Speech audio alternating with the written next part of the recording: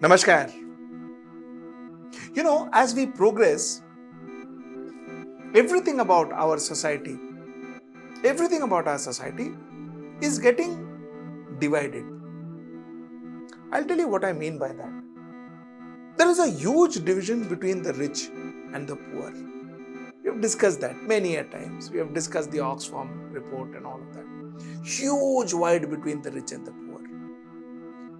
Now, there is a huge difference of law and order between the political, the powerful and the normal. There is a huge difference.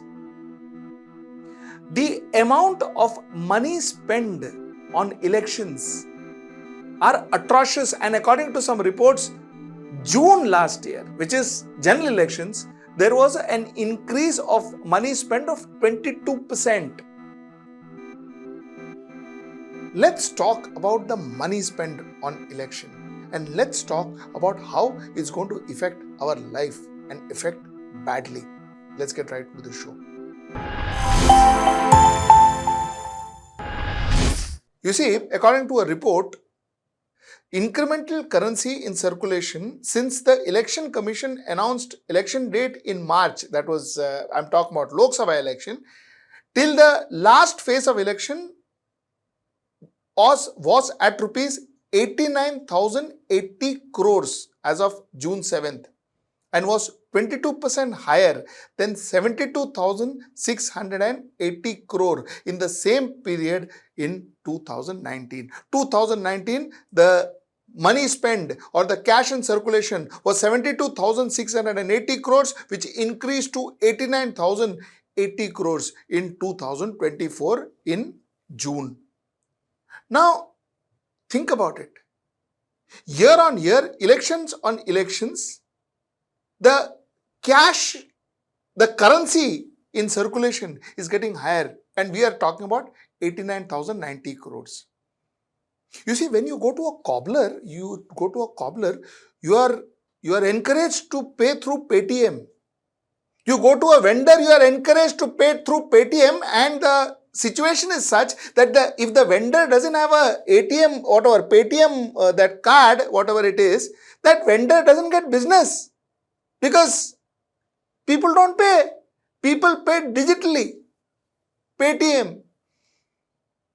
So, lot of people, lot of unorganized sectors, lot of informal economy has gone out of business. Why? Because we said, hey, cash distribute nahi hoega baba. आज के बाद cash distribute नहीं होएगा, cash बंद, digital cash चालू. For whom? For common people. But for politicians, from 2019, 72,680 crore cash being distributed, being circulated, to 89,080 cash circulation. This is as far as Economic Times report. The politicians ko chalega baba. Politicians ko chalega. This is the point I was trying to make. Like we see difference between the rich and the poor, huge difference in India between the 1% of the rich and the 99% of the poor in India. You also see difference between the powerful and the powerless in India. We are the powerless. And for us, Paytm. Leke ghumo. For the rich, cash comes. Where do these people get the cash from? Where does the cash generate? We take 1,000, 2,000 rupees also has been discontinued. Why? Because cash nahi dena chahiye baba. Then where do these people, where do these politicians get the cash? See, it is not that I am talking out of thin air. We saw something recently also, isn't it? Cash being just shown on your screen, I'm sure you're seeing it. And I'm not, believe me, I'm not talking about one particular political party or one particular political dispensation. I'm not talking about that. I am talking about every political party. One particular political party has excess of cash, so it displays excess of cash. So other political party may not have that kind of wherewithal, so it doesn't. Tomorrow that party has the wherewithal, that political party is also going to display excess of cash. So it's no one political party that I'm targeting at. Neither am I having any reference to the recent Vidhan Sabha election of Maharashtra. I am not having no reference to that. I am just asking you a question. What happens if our country depends, or completely if our elections, if our democracy is dependent on cash? Let us go to some other data. According to some reports, according to a report in India Today actually, nearly 1.35 lakh crores were spent in 2024. We are talking about general election again, Lok Sabha election again. 1.35 lakh crores were spent. What I am trying to say is, if this is the future of India, if this is the future of India, and if this is the kind of money that is going to be circulated in India, and this kind of money is needed to win elections, which means money will buy you elections. Which also means that people who have money, companies who have money can win you elections. Which means that our democracy could one day, not today, maybe tomorrow, not tomorrow, maybe day after, but our democracy, if the way we are going ahead, if this is the route we are catching, then our democracy one day could be bought by one single corporate. If one single corporate decides to put in 2 lakh crores into our democracy, into our election, chances are that particular corporate could dominate the political party that runs our country, and therefore that particular corporate could dominate our country itself. We are seeing corporates dominate our culture, corporate dominate our sports, corporate dominate our favorite games. We have seen all that. What if tomorrow you have a corporate dominating your country, your life, your democracy? You see, and the fault here, not of the political party alone. The fault here is of the voter. And I would say the fault here is more of the voter. Because today, the voter is willing to take money and cast his vote or her vote. And this, somewhere down the line, is going to prove very dangerous for us, very dangerous for our democracy. In fact, this is going to cease us to be a democracy. And these are the figures that I showed you. I will show you one more figure before I go into my next subtopic. The figure that I want to show you is the rising cost of democracy. Around 20% growth was seen in electoral expenditures since financial year 2023. So in 2013-14 versus 2022-23, the price of democracy, as you see in your screen, has been going up. The cost has been going up. The point, therefore, that I want to make is, A, if it's only money that will pursue us to give our votes to a particular political party, if it is only going to be money, then we will cease to have a democratically elected government. That government will be a farce. The second problem. The second point is freebie. You see, freebie culture is spreading as much as the communal caste culture in our country. Once upon a time, we used to say that, it is not, we don't cast our vote, we vote our caste. That was one thing that used to happen in our country. Then it became communal, Hindutva. You see, now it is freebie. It is this freebie culture. The problem was, see, for a Hindutva, there was an alternative.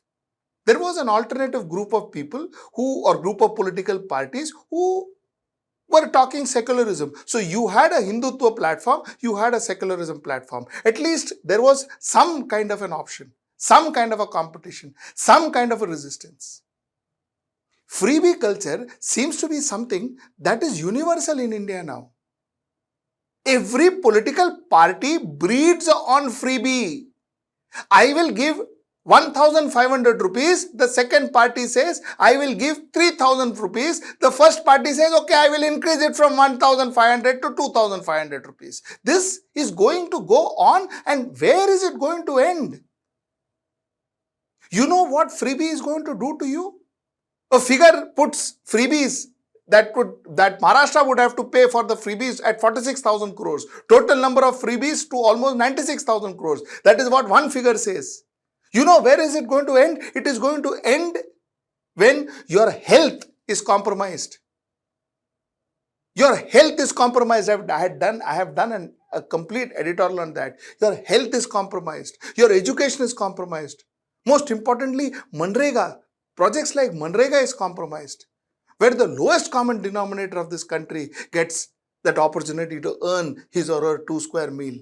Not donation, not khairat, not bheek, but to earn the 2 square meals with pride. That projects like Manrega suffers. And that's what worries me the most. You see, two aspects in our democracy. This concept of spending money for votes, and therefore the chances of large corporates coming and dominating our political scenario. This is a huge risk that is looming large on us.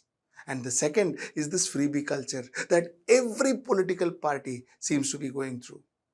And when I talk about this, believe me you, again and again, let me repeat, I am not keeping any single political party in mind. Because every political party indulges in using money.